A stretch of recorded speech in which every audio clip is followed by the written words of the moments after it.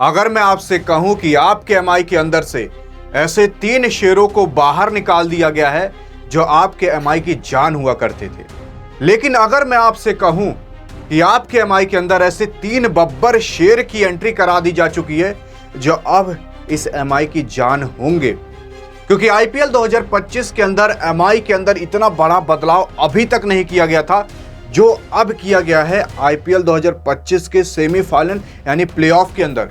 क्योंकि आपकी एमआई पहले तो एलिमिनेटर मैच गुजरात के खिलाफ खेलेगी, उसके बाद क्वालिफायर 2 मैच खेलेगी और उसके बाद जाकर वो फाइनल खेलेगी और तब ट्रॉफी उठाएगी।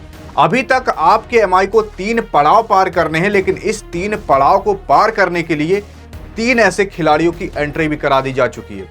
और ये केवल खिलाड़ी बाहर ही नहीं बनते, ये ऑन द ग्राउंड भी बब्बर शेर कहलाते हैं।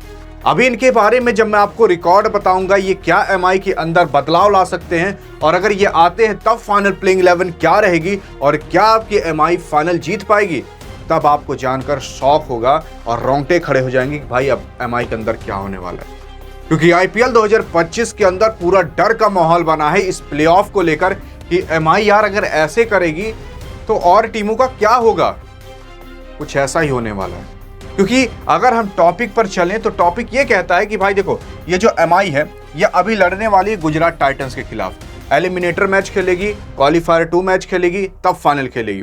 लेकिन उसी के ही बीच 3 खिलाड़ी जिनको बाहर निकाल दिया गया। पहला खिलाड़ी आपका कॉर्बिन बॉच है, उसके बाद विल जैक्स और उसके बाद आपके रेयान रिकल्टन साहब। रेयान रिकल्टन बता दें ये विकेट कीपर बैट्समैन हुआ करते थे, रोहित शर्मा के साथ उतरते थे।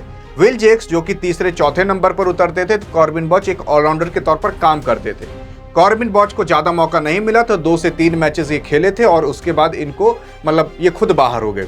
बाहर होने का कारण ये हो सकता है कि भाई WTC का फाइनल आ रहा है तो उसमें साउथ अफ्रीका और ऑस्ट्रेलिया टीम के अंदर जो स्क्वाड में नाम शामिल है उन लोग को अपने देश बुलाया जा रहा है।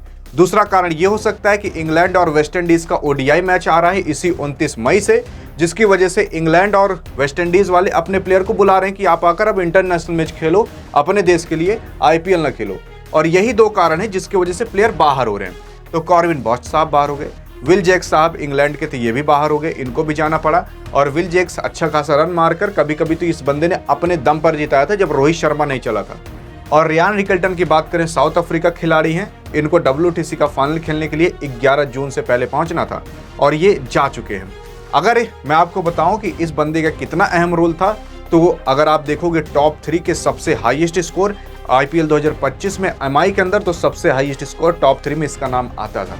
लेकिन अगर ये बाहर हो गया तो अब क्या होगा भाई? कुछ नहीं होगा, क्योंकि इससे भी धाकड़ खिलाड़ी की एंट्री कराई गई है।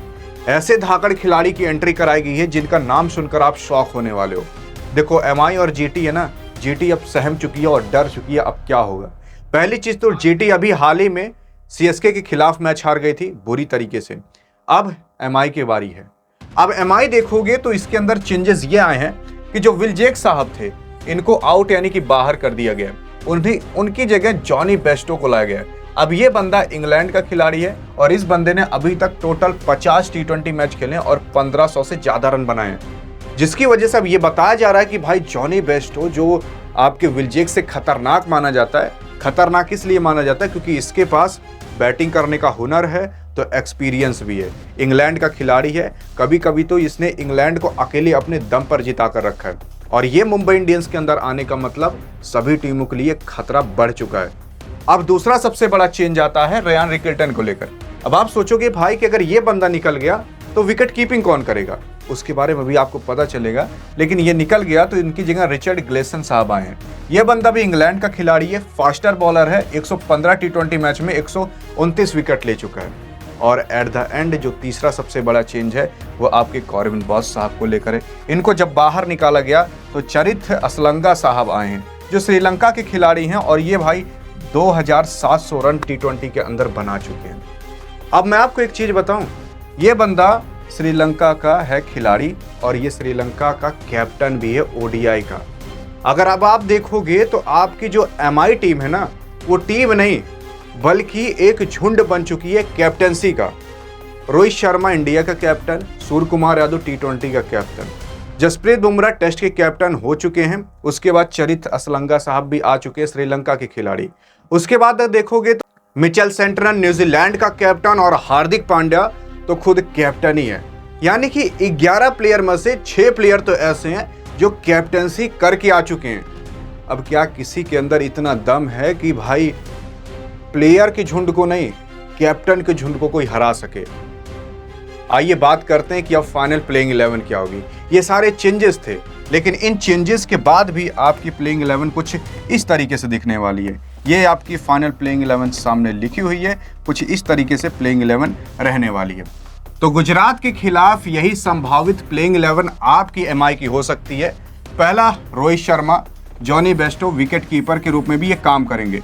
सूर्य कुमार यादव, तिलक वर्मा, चरित असलंगा, हार्दिक पांड्या कैप्टनसी के साथ, उसके बाद नमरधीर, Mitchell Santner, Richard Gleeson, Trent Boult, Jasprit Bumrah और इंपैक्ट प्लेयर के रूप में गारंटी तौर पर आपके करण शर्मा आएंगे।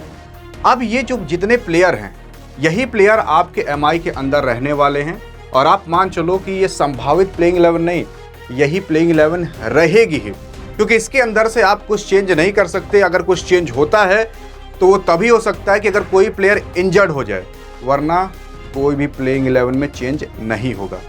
बाकी अब इस प्लेइंग 11 के साथ क्या आपकी गुजरात टाइटंस एमआई के खिलाफ जीत सकती है? देखते हैं कि एमआई वालों और जीटी वालों कितना दम है आपके अंदर। मैच से पहले देखते हैं कमेंट बॉक्स में जीत पाते हो कि नहीं, तहलका मचा देना। देखते हैं कि आप जीतते हो कि एमआई वाले वैसे ही बाजी मार के लेकर जाएंगे जैसे 5 बार मार कर लेकर गए। बाकी अधिक जानकारी चाहिए कि जीटी में क्या चेंजेस हुए, बगल में क्लिक करके देख सकते हो। मिलेंगे इस वीडियो में, तब तक के लिए जय हिंद और जय भारत।